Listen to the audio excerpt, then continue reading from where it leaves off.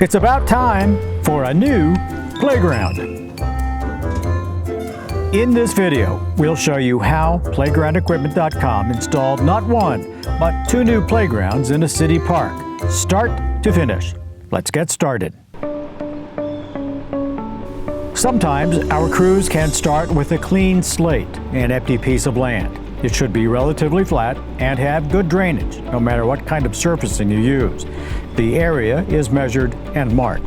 In this case, on both playground sites, we're taking out old equipment. Sometimes it's relatively easy, sometimes there is more work involved. Earth to be moved, maybe some surprises underground. Once that's done, the new playground equipment parts and pieces are inventoried and checked. We usually start digging the holes for the playground posts, sometimes by hand. Larger projects and structures may take heavier equipment. The structure posts are put in place and we pour cement. Sometimes we mix it 1 bag at a time at each hole. Sometimes we use a mixer. And for big projects, maybe even a cement truck. The cement will set for a day or 2. Equipment then gets attached to the solid posts. The rest of the structure is carefully measured and assembled, making sure everything is fit, tight, and secured. Now the surfacing. If it's wood fiber mulch, we can pour it from individual bags, have it dropped off and shoveled in. We can also blow in the mulch, fast and easy. Rubber mulch is typically spread by the bag, small, 40 pounds, sometimes very big bags, 2,000 pounds. Spread with the skid, maybe a dozer, and plenty of rakes. Another great option for safety surfacing is artificial turf. We've got a different video about that.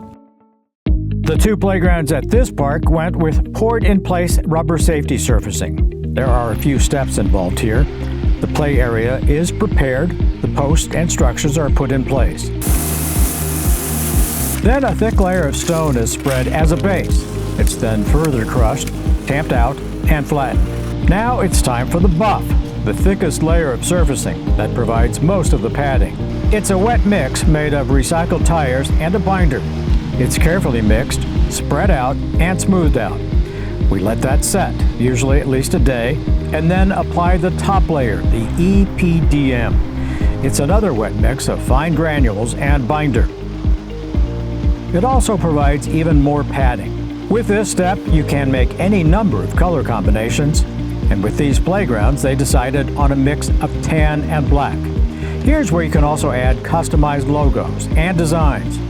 Now it sets for a few days, and the process has certain weather temperature minimums, so in northern climates, the work is typically done spring through fall. Now we're finished.